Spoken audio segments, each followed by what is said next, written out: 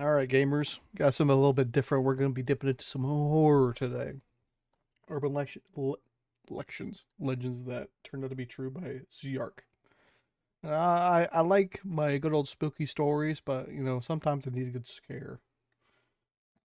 All right, let's get into it. As I say at the start of every video, like and sub. I upload videos every single day.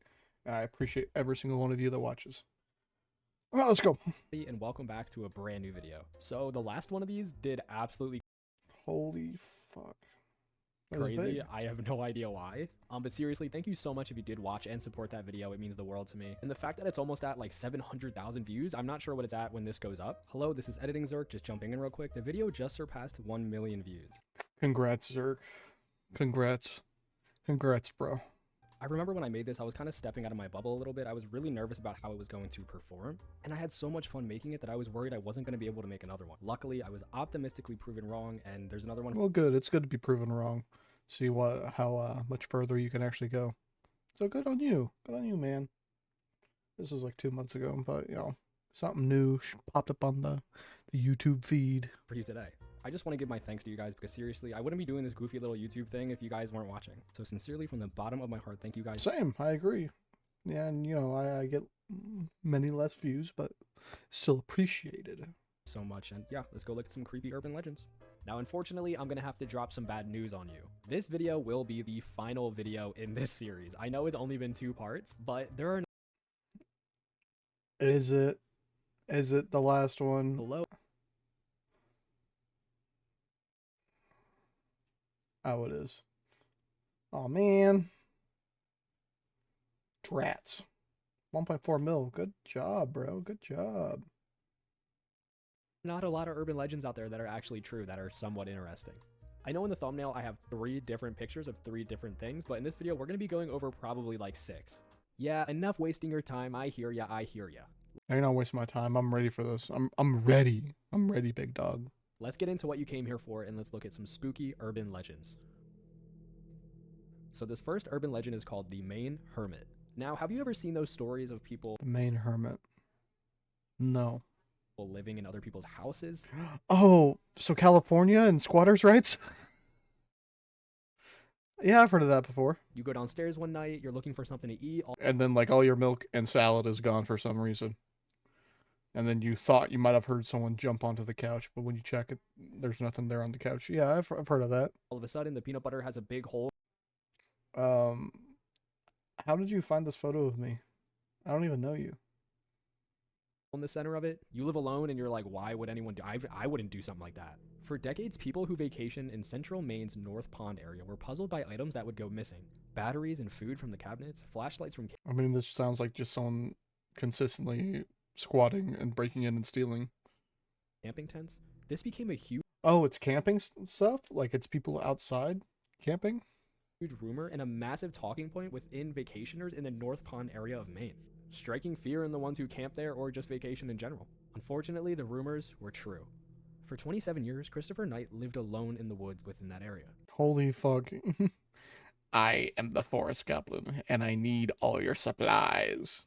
He kept tabs on the hikers, except a razor, canoeists, and other temporary residents of the grounds. When he was confronted by a game warden in 2013, Knight admitted that he was responsible No, it wasn't me. for an average of around 40 robberies a year. So holy fuck. 1986 at the... How do you... I mean, clearly he's deteriorated a bit. Damn, those are some fucking forearms on the guy. Holy fuck. Age of 20, Knight looks like Quagmire when he found out what online porn was. Actually left his home and drove to the North Pond area in central Maine. Without any plan or preparation, he decided to live in the forest.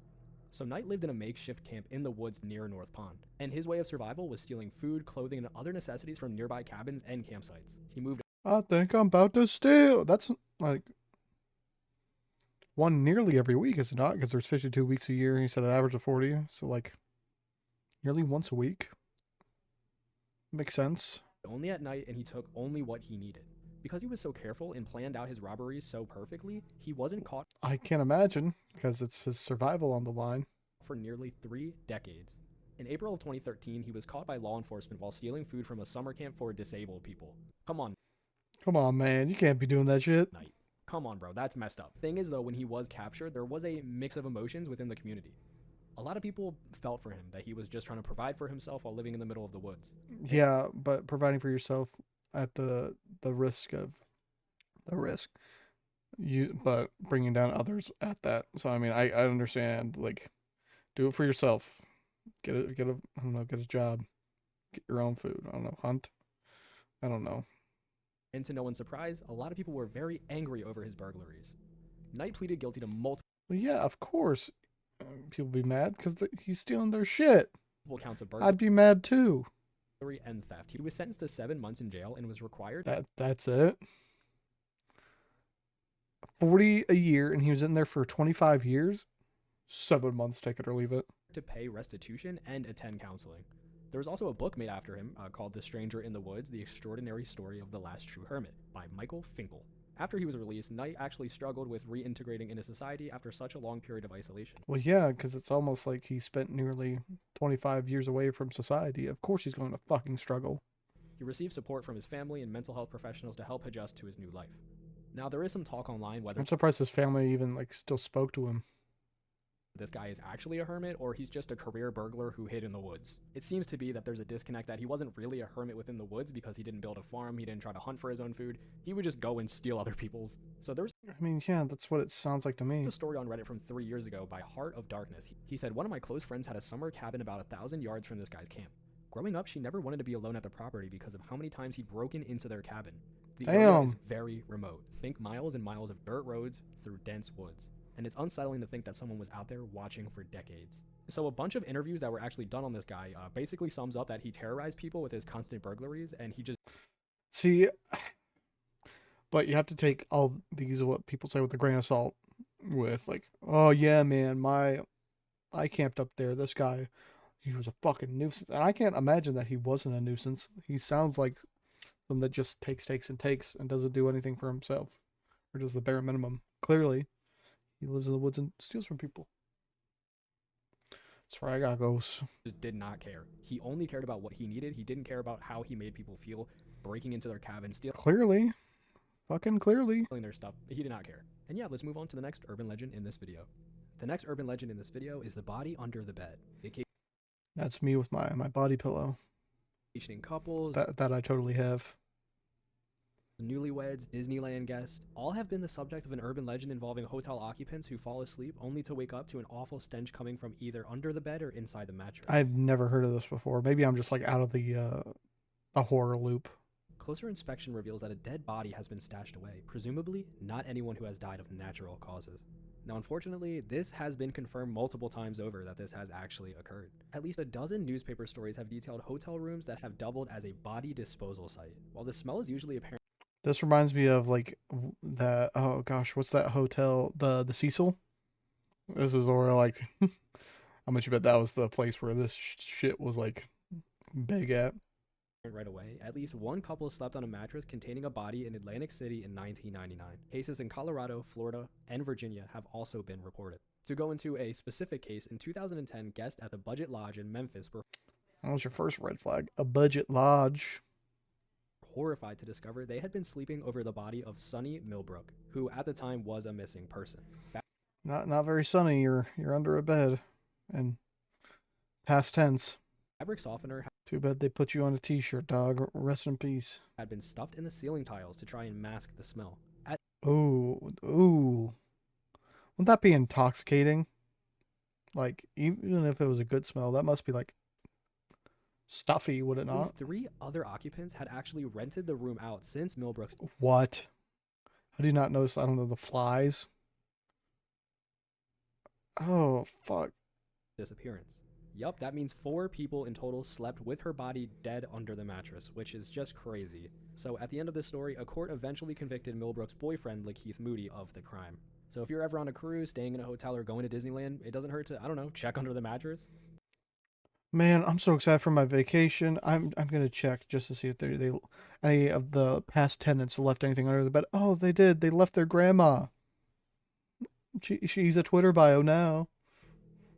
So this next urban legend is very interesting. So I don't know if you guys have seen it, but Candyman is a horror film based What was it based off of? I don't know. Wasn't it loosely based off of like the Bloody Mary stuff? on the short story by Clive Barker. This I haven't heard the original Candyman story before. movie to me is honestly a masterpiece. Not only is it a great horror movie, it's just an amazing film in general. The cinematography is beautiful, the storytelling is superb, and Tony Todd absolutely killed it as Candyman in this film. So if you have not seen Never seen it, it, definitely go check it out. but I'm not like a horror movie guy, so that's probably also why. So essentially, the urban legend that goes along with this film is that if you look in a mirror and you repeat the name Candyman several times, he will pop out. So in the film, when this urban legend A man comes out of your mirror. Listen, bro. During June, that would go crazy. Some single lonely guys like, all right, Candyman, Candyman, Candyman. Oh, perfect. A guy just showed up in my mirror. Hey, yo, gay pride, turn up. legend is taking place and it is being repeated into the mirror several times, Candyman usually pops out of the medicine cabinet. Hey, at least I support the OG ads. I'm not gonna buy YouTube Premium because I don't want to. In 1987, the Chicago Reaper published a story about Ruth McCoy, a woman living in a Chicago housing project. Is this the story about how there was a guy that would has like started tunneling through the fucking walls that could like go in between people's fucking mirrors and shit on like a certain floor? Made a frantic and terrified call to 911 insisting she was being attacked in her apartment. Responders eventually found her dead of gunshot wounds. Investigators actually determined that her murderers gained access to her unit by breaking through the connecting wall in the adjoining apartment. And as you can guess, they climbed through her medicine cabinet. The whole entire complex was built like that intentionally, so if there was ever a leak in a pipe or a pipe bursted, the plumbers Okay, so different thing that I'm talking about, but somewhat similar, I guess. could go and check it out with ease. And it wasn't the only case in this building. Once this was figured out, it was used as a frequent mode of burglars breaking into people's houses. This Maybe it is what I'm thinking of. Maybe it is. one is absolutely heartbreaking, and if I do recall from my research, people actually thought of this woman as kind of crazy, and she would say Maybe this is the story I'm thinking of. Holy fuck. crazy things and no one took her seriously. And when she called the police, they just did not take her serious at all. They were in no hurry, they were in no rush, and due to that, Well, yeah, they saw a woman be like, there's people, there's a guy in between my walls. How are you supposed to take that serious until something like that happens? I remember hearing that story a few years ago. I was like, dang, that's fucking bananas. she was murdered for it. So yeah, this is definitely a Deserved. Maybe you shouldn't use the mirror. downer to read, and it was very upsetting to research this story. Well, sure, of course it is, because everyone around her imagined she was crazy, and then I assume when he finally struck, she was probably getting to the point in her life like, maybe I am crazy. Maybe there isn't anybody here. Sad. It's very sad. Now, this next one is one that I think about a lot. It is called the fake cop trick, especially The fucking, well, I mean, okay. on TikTok recently. I feel like there's been a lot more evidence of this, and just on the internet in general. I don't know if you guys have ever heard it, but maybe your parents have warned you, maybe a fellow peer. But there are talks of people who are faking being police officers to pull people over and either kidnap them or do God knows what. Fucking who now? Because I know there's like some shitheads that like have like fake. Um, I know there's like the fake police sirens people or police lights that people put in their cars just to fuck with people, even though it is illegal. I don't know. I've seen that shit before. Essentially, it's someone who just throws flashing lights on top of their car that you could just buy Yep, exactly. off of the internet. And because it's so dark out, you can't really tell if it's a police vehicle or not. Yeah, that's why it trips me out. That's why I try not to speed at night because I never know if there's like a cop behind me. You can just see the flashing lights behind you. Well, in Bloomington, Illinois, a man used flashing lights to get a vehicle to pull over. After walking up to the vehicle, the man tried unsuccessfully to overpower the driver before they managed to get away. In Fayetteville, Georgia, a man donned a uniform and pulled over a teenage boy on a bike, forcing him to empty his pockets. Talking to the real police later, the boy told them that a second car had pulled up with a man matching the description of someone who had been caught impersonating an officer 2 weeks prior. I remember years ago I saw a story about this, and I'm sorry. I don't think I've ever heard of a story like this. That is fucking horrifying. The people you're supposed to look to for if there's like an emergency, like it is some Home Alone type of fucking shit, dude. If I That's get these crazy. details wrong, but I couldn't find it. There was a man and a woman who were traveling in a car, and behind them they saw the flashing lights pull them over. So obviously you're going to pull over, you think it's a police officer, and you're obviously not going to run. The guy walks up to the window and flashes the lights inside of the car. And as the lights shine in through the window, it aims at the woman first.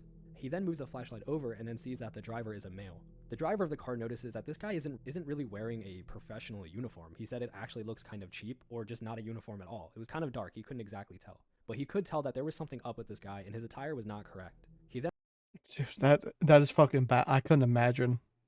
I couldn't imagine.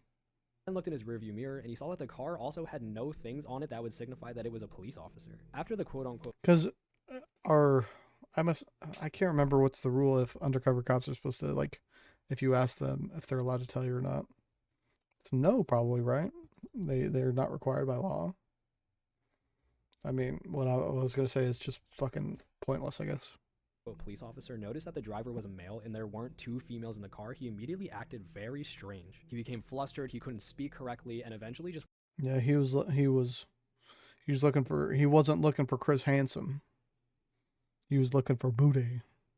walked back to his car without explaining anything and then drove off. The person telling the story said that he thought that maybe the cop thought there were two females in the car when he pulled them over. It's absolutely terrifying to think about what could have happened if there were two females in the car. Yeah, dude, that's fucking horrifying because you know he was just looking for some cheek. And what he was trying to do. But yeah, let's move on to the next urban legend. So we're going to move on to something a little bit more lighthearted because I need it. And All right, let's see. The ankle breaker goblin, or the friendly neighborhood knee slapper. That sounds pretty lighthearted to me. I feel like you need it as well. So this isn't a single urban legend, but you've probably heard at least one tale about alligators lurking in city sewers. And Well, yeah, that's the whole that's a pretty big shtick, right? some of these legends claim that there were alligators living in the sewers of New York City, of all places. Well, yeah, I mean, that's a Teenage Mutant Ninja Turtle plot if I ever heard one. Well, this is far from fiction. There have been several real accounts of fully grown gators living in sewers, especially I believe it. I believe it. in the southern United States. In Well, states yeah, in the southern states where they, I don't know, live.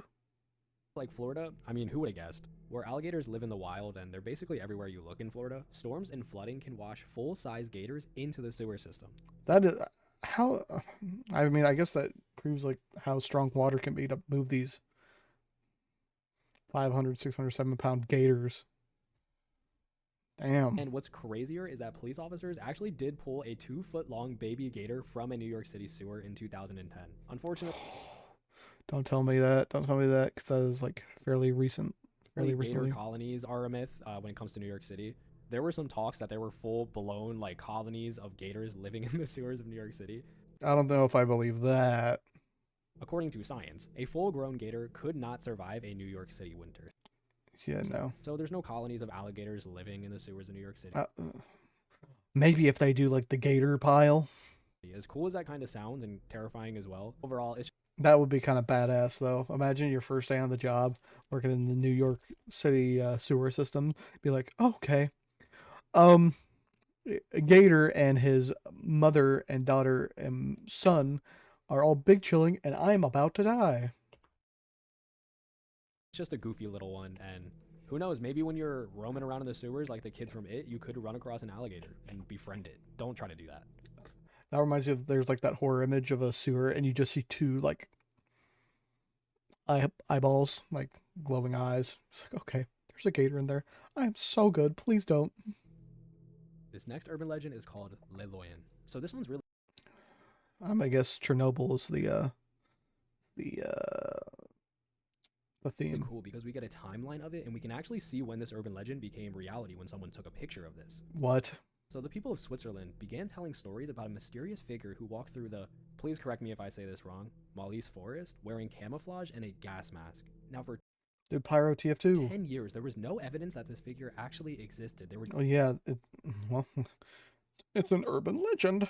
just a few eyewitness accounts in the newspapers. He was almost like a Bigfoot-esque cryptid. There was no evidence of it, but everyone says they see him walking around in the woods. According to those accounts, he didn't show any signs of being dangerous or malicious, but he was definitely creepy to look at. I mean, Sure, because that's not a normal thing we get to see very often, right? A gas mask camouflaged stranger.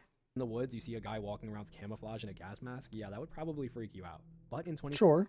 13, a pedestrian actually snapped a photo of him, which I'm showing you now, Bro, that's just PS1 Hagrid. and just completely destroyed this folklore, this story, and just proved that he was a real person. A few months later, his gas mask and a camouflage coat appeared in the woods that he used to walk in. There was also a mysterious No fucking shot, dude. He's leaving clues.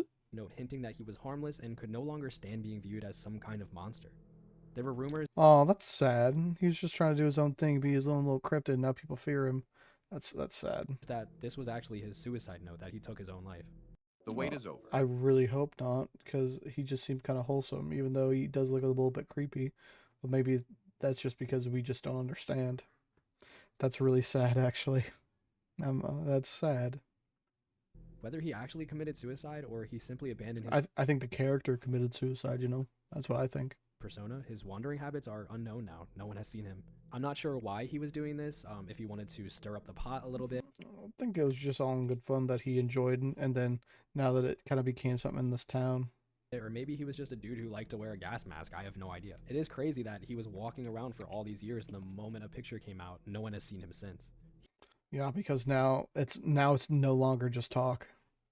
He was either really committed to this bit or something unfortunate happened to him. But I guess we'll never know. Well, yeah, now the novelty of this, like these whispers are over. Now this one is pretty short, but it is super cool. So residents of Puebla City, located Puebla. in southeast of Mexico, told That is a beautiful view, by the way. folk tales about a mysterious network of tunnels hidden beneath the city. For Catacomb type of networks.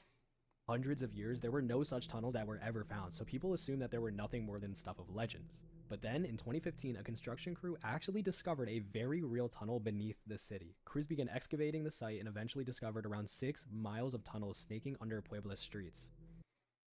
Like, why is it okay? The tunnels were actually believed to have been constructed from the 16th century all the way through the 19th century, and they have now been open as a tourist attraction I'm not sure if that was the smartest move, but you know, sure, whatever.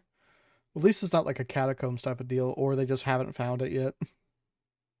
today. Could you imagine this whole entire time you're talking about these tunnels underneath the city, nobody believes you, it's just this crazy tale, and now it has turned into a tourist attraction. This one is absolutely mind-blowing, and the fact that it took all these years to discover that there were these hidden tunnels underneath the city, imagine all the other mysteries out there in the world. Just wrap your head around how many things on this planet we haven't discovered yet. Dude, that baffles me. Dude, there has to be something massive at the bottom of the ocean, bro. I am not convinced that there isn't, and I want there to be something massive down there. Besides, I don't know, more water. But like, it's crazy that we can do interstellar travel, but we can't explore all of our oceans. That is just so baffling to me. It's super interesting for me, at least, to think about. There's so many hidden nooks and crannies. But yeah, that was just a little short one, and let's move on to the final urban legend in this video. So the final urban legend that turned out to be true is Bigfoot. I'm just Did it or did it not? joking, everyone relax. I just want to add, guys, it's Bigfoot's real. currently 10:35 when I'm recording this, and it is pitch black in my room, and I am God, don't show me that image ever again. That's fucking creepy as shit. Never ever again. so scared looking through these urban legends. The only thing keeping me comfortable Opening your. right now is talking to you guys. It feels like my friends just here in this room. See, I will say, with doing this YouTube stuff, I definitely feel more comfortable talking to two screens than when I started, probably over a month ago. I do feel a bit better about it, which is good. Which is good. Shielding me. So I So it feels more natural that I can actually like speak to people. You know. said I'm going to move on to my final one, but here's the thing. I have basically read to you every urban legend that turned out to be true that I could find on the internet. The only one that's left is the Alice killings. And I The fucking who? wouldn't even really say that this is an urban legend come true because there are just a little bit too much of a difference between the two stories. The fucking what now? So the story of the Alice killings is one of Japan's most famous urban legends. The legend revolves around a series of killings that supposedly occurred between 1999 and 2005. The victims had no relationship to one another, and the killings seem unrelated in every way, but they shared a haunting similarity.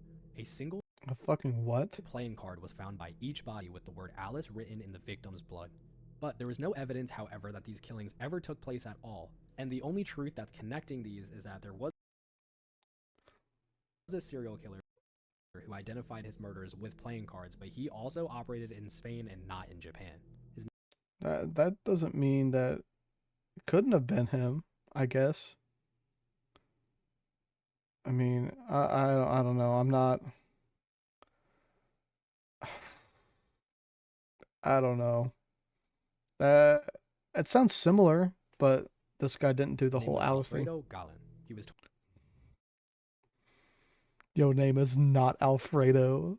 26, which is, wow, that is so young to be doing things like this and throwing your life away. He was At least you did it now, I guess. convicted of 6 murders and 3 attempted murders in shooting attacks around Madrid in 2003. His killing spree lasted from January until March before he turned himself into the police in July that year. He was given the name playing card killer by the Spanish press. Basically, his reasoning for killing all these people was to know what it felt like to kill, and he was sentenced to 142 years in prison, so it's safe to say he's not getting out anytime soon. And yeah, that brings us to the end of this video. So, the Alice killer didn't get uh didn't become uncovered. I'm assuming. Okay. Well. Oh well. And the ending of this series. Maybe it's very unlikely that some urban legends will come out over the course of. Dude, if these like cryptid type of deals ever fucking come out, bro. Oh man. Oh man. All right. Well, it's good to learn a few new things. I can appreciate getting into some horror and what was true and what isn't. That guy fucking stealing shit. That more pisses me off than like creeps me out. Like, yeah, it would creep me out like if I was like a victim of it, but outside pointing in, you motherfucker, you're just stealing shit.